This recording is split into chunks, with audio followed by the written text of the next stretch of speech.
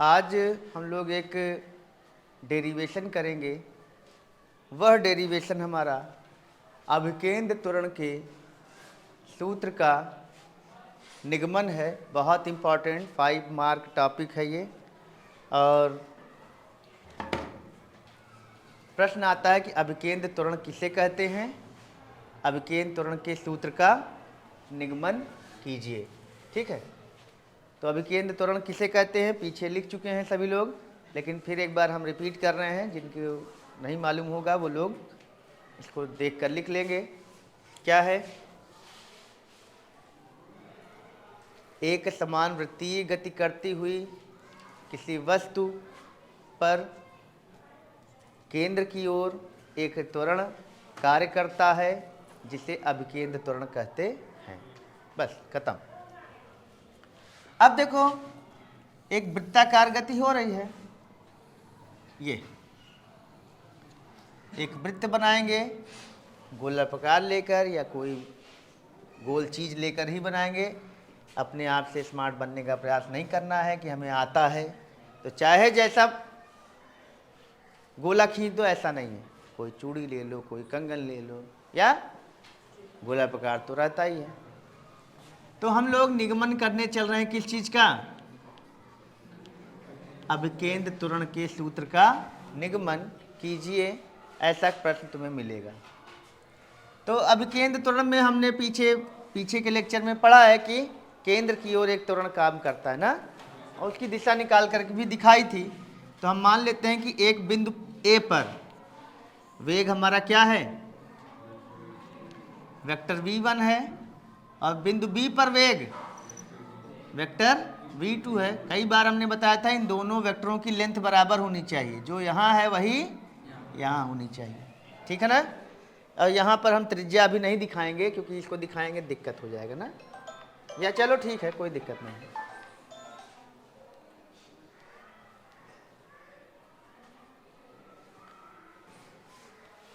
तो ये वेग v1 है, ये वेग क्या है? v2 है। ठीक है, ये दिखाया है, कोई दिक्कत। ये त्रिज्या क्या है? r है, तो ये भी तो त्रिज्या r ही रहेगी। बोलो, इस कोण को हम मान लेते हैं थीटा, यानी कि v1 जब यहाँ था वेग, और यहाँ पर बिंदु b पर वेग क्या हो गया? v2 हो गया। तो इन दोनों के बीच कोणीय विस्थापन कितना हुआ? a से b तक जाने पर कोणीय विस्थापन हुआ थीटा, और यह जो रेखीय विस्थापन हुआ इसको हम मान लेते हैं डेल्टा s। क्या मान लेते हैं? तो यह जो चाप की लंबाई होगी वो लगभग इस लंबाई के बराबर होगी, तो इसको भी लगभग हम डेल्टा s ही मान लेते हैं। अब हम v1 और v2 को घटाएंगे क्योंकि हमें वेग परिवर्तन की आवश्यकता है अभिकेंद्र त्वरण निकालने के लिए। तो जितना v1 यहाँ है उतना इतनी ही लंबाई, जो यहाँ लंबाई बनाए रखना, इसको पटरी से नाप लेना। अगर ये 2 सेंटीमीटर है तो यहाँ 2 बनाना है, 3 है तो 3, और ये भी दोनों आपस में बराबर रहेंगे। अगर ये 2 है तो ये भी 2 है, ये 3 है तो ये भी 3 है, ये 4 है तो ये भी 4 है, जो भी बनाना वही रहेगा। अब वही चीज़ अब अलग से बनाना है हमें, और इसके समांतर ध्यान देना। ये v1 है ना, इसी के समांतर ये रहना चाहिए, क्योंकि जब समांतर रहेगा तभी दिशाएं बराबर रहेंगी। अब इसको ऐसे कर दो, थोड़ा तिरछा कर दो, तो इसकी दिशा अलग हो जाएगी। तो ये क्या हो गया? Vector v1। इसको इसी समांतर बनाओ, और इसके समांतर यहाँ बनाओ। ये नहीं चाहे जैसे बना लो। तो समांतर बनाने के लिए हम क्या करेंगे? यहाँ पे ऐसे पटरी रखेंगे और इसी के समांतर ऐसे लेके आओ, तो ये क्या हो जाएगा? ऐसे हो जाएगा। देख रहे हो, इन दोनों की लंबाइयाँ बराबर हैं कि नहीं बराबर है? बराबर हैं। ये बराबर है, ये बराबर है, और ये भी आपस में बराबर है। तो जो यहाँ बनाए रखना वही यहाँ बनाना। तो अब हमें क्या निकालना है? v2 ऋण v1। तो v2 ऋण v1 क्या हो जाएगा? ये वेक्टर v1 है, ये वेक्टर v2 है, तो वेक्टर v2 ऋण वेक्टर v1 क्या होगा?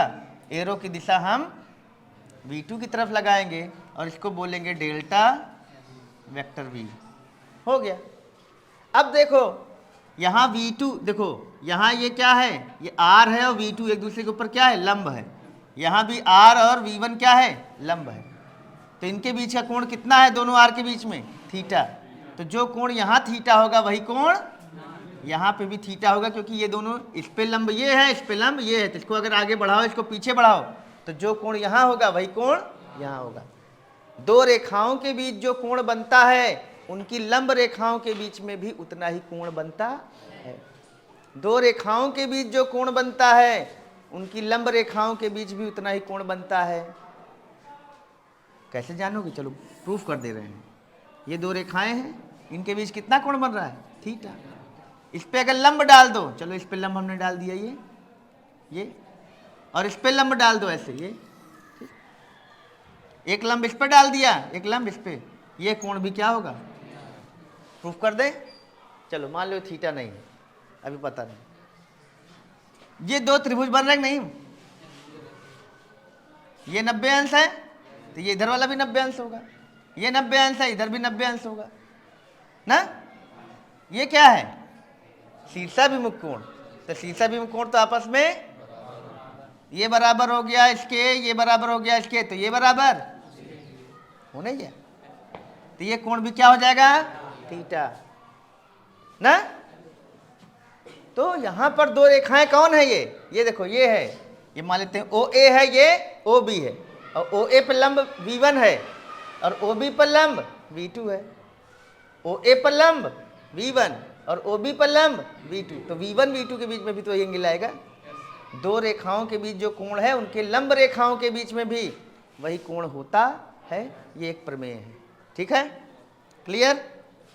चलो तो इतना ही करना है। लिखो, माना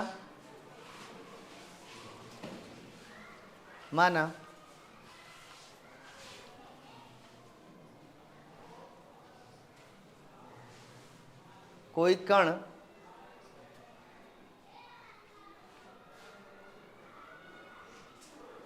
एक समान चाल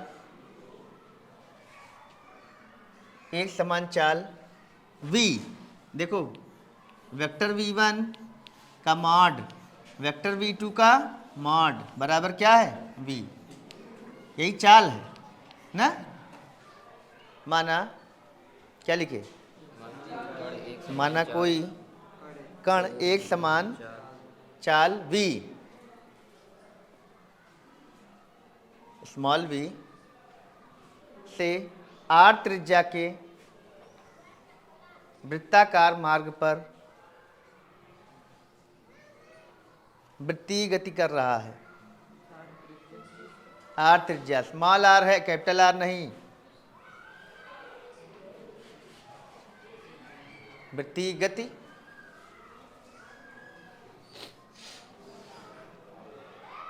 कर रहा है। माना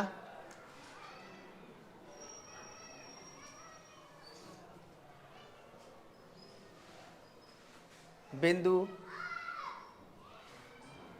ए पर वेग वेक्टर v1 है। माना बिंदु ए पर वेग वेक्टर v1 व बिंदु बी पर वेग वेक्टर v2 है।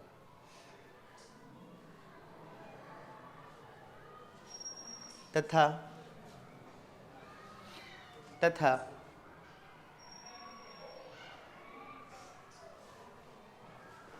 बिंदु ए से बी तक बिंदु ए से बी तक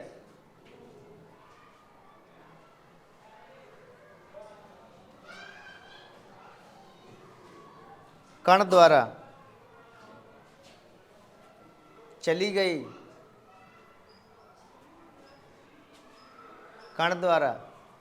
गई रेखीय दूरी डेल्टा एस है। रेखीय दूरी डेल्टा एस। अब सारी चीज़ें यहाँ दिखी हैं। अभी एक जगह त्रिज्या बोल रहे हैं तो एक महान आदमी है, कैपिटल R लिख लिए, यहाँ स्मॉल r दिखा हुआ है।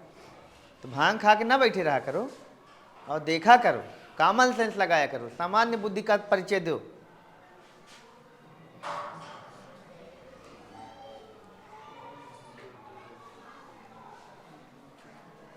डेल्टा क्या लिखे? डेल्टा एस है तथा लगा समय डेल्टा टी है। तथा लगा समय डेल्टा अब कौन सा टी होगा, small T capital T, small T. चली गई रेखीय दूरी डेल्टा एस है, वह लगा समय क्या है, डेल्टा टी है, ठीक है ना। तब बस अब ये दो चित्र बनाने हैं, चित्र से देखो एक त्रिभुज हमें यहाँ ओ ए बी मिल रहा है, इसको हम पी क्यू आर मान लेते हैं। क्या मान लेते हैं, पी क्यू आर। चित्र से त्रिभुज ओ ए बी व त्रिभुज पी क्यू आर क्या है, सर्वांगसम बोलेंगे कि समरूप बोलेंगे, समरूप बोलेंगे। समरूप त्रिभुज कौन होते हैं, जिनमें सारे कोणों के बराबर होते हैं, लेकिन भुजाएं बराबर नहीं होती। देखो ये कोण थीटा है ना, तो ये कोण क्या है, थीटा। ये दोनों भुजाएं आपस में क्या हैं, बराबर है। तो यहाँ भी दोनों भुजाएं बराबर हैं। क्यों बराबर है, क्योंकि यह वेग का परिमाण बराबर है, तो ये लंबाइयाँ क्या हैं, बराबर है। बोलो, तो ये दो भुजाएं आपस में बराबर हैं, तो इनकी भी तो दो भुजाएं बराबर हैं। ये कोण क्या है, थीटा, ये कोण क्या है, थीटा। अब तुम एक प्रमेय जानते हो कि किसी भी त्रिभुज में बराबर भुजाओं के सामने के कोण बराबर होते हैं। तो यह कोण आपस में, ये वाला कोण और ये वाला कोण आपस में क्या होगा, बराबर होगा। और ये थीटा इस थीटा के बराबर है। यहाँ पर भी तो दोनों भुजाएं बराबर हैं। अगर मान लो ये हमारा क्या हो गया, 90 डिग्री हो गया मान लेते हैं, तो ये भी 90 है। और यहाँ भी दोनों भुजाएं V1 V2 आपस में बराबर हैं, यहाँ R बराबर है। तो ये R इस V1 के बराबर नहीं है, लेकिन ये तो आपस में बराबर है। और जब ये आपस में बराबर हैं, तो ये कोण और ये कोण आपस में बराबर होंगे। बीच वाला कोण एक अपने आप बराबर है ना, ये भी प्रमेय से बराबर हुआ है। तो ये थीटा है, ये मान लेते हैं 90 है, तो ये 90 है। और ये दोनों आपस में बराबर होंगे, तो तुम जान रहे हो ये 45-45 हो जाएंगे। तो यहाँ भी तो 45-45 हो जाएंगे, क्योंकि यहाँ भी तो दोनों भुजाएं बराबर हैं। यानी कि यहाँ पर त्रिभुज ओ ए बी और त्रिभुज पी क्यू आर के तीनों कोण इसके संगत तीनों कोणों के बराबर हैं। और जब ऐसा होता है तो क्या होते हैं, वो त्रिभुज समरूप होते हैं। तो समरूप कैसे हैं, इसको हमें बताने की जरूरत नहीं है, सीधे लिख देना क्या है, समरूप है। तब समरूप त्रिभुज में क्या काम होता है, भुजाएं आनुपातिक होती हैं। तब इनकी भुजाएं क्या होंगी, इनकी भुजाएं आनुपातिक होंगी। क्या होंगी, प्रोपोर्शनल होंगी। और आनुपातिक होंगी तो तब क्या होगा, तब अब देखो बताओ, कोण के सामने भुजा यहाँ कौन सी है, डेल्टा एस। और यहाँ कोण के सामने भुजा डेल्टा वी है ना। यहाँ डेल्टा एस है, यहाँ क्या है, डेल्टा वी। तो डेल्टा एस का अनुपात किससे निकालोगे, डेल्टा वी से, ठीक है ना। डेल्टा एस का अनुपात किससे निकालोगे, डेल्टा वी से। इसका परिमाण ले रहे हैं खाली, बराबर यहाँ क्या है, आर। तो यहाँ आर की जगह चाहे V1 ले लो चाहे V2, इसका परिमाण लोगे। क्या लोगे, तो बराबर R बटा V। चाहे V1 लो चाहे V2 लो, लेकिन V1 V2 का जो परिमाण है, V1 बराबर V2, इसका परिमाण है, बराबर V नहीं है। बोलो, ठीक है ना। अब हम क्या करते हैं, डेल्टा एस इधर कर लेते हैं, यहाँ R बटा V। अब R भी नियत है और V भी नियत है, ये परिवर्तनशील नहीं है। इनटू क्या हो जाएगा, डेल्टा V। डेल्टा भी बदल रहा है क्योंकि ये वेग परिवर्तन है। अब क्या करने पर, डेल्टा टी से भाग करने पर, क्या करने पर, भाग देने पर, तो दोनों पक्षों में भाग होगा। डेल्टा एस बटा डेल्टा टी, डेल्टा का मतलब परिवर्तन। यहाँ R बटा V बाहर कर लो, R बटा V, और डेल्टा V बटा डेल्टा टी, यही तो हो गया। अब इसके बाद हम इधर आ रहे हैं,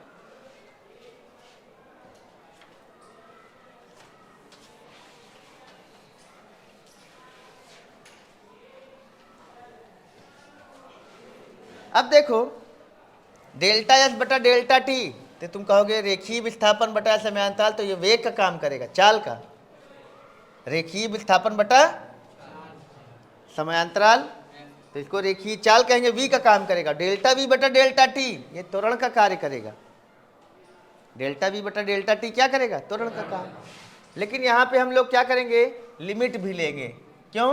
क्योंकि ये तात्क्षणिक त्वरण नहीं देगा, ये तात्क्षणिक चाल नहीं देगा, ये औसत चाल देगा। कौन सी चाल देगा? तो यहाँ पर डेल्टा v और डेल्टा t को हमें क्या करना है? छोटा करना है। तो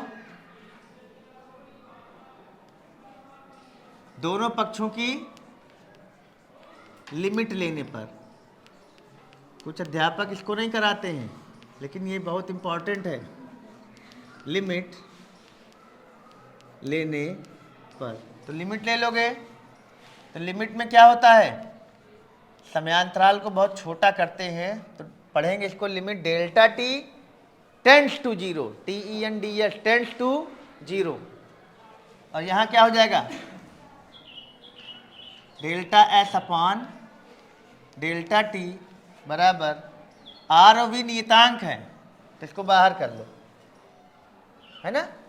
और लिमिट किस पे लगती है? जो परिवर्तनशील चीज़ें होती हैं वहीं लिमिट लगती है। Delta t tends to zero, यहाँ क्या हो जाएगा? डेल्टा वी बटा डेल्टा टी।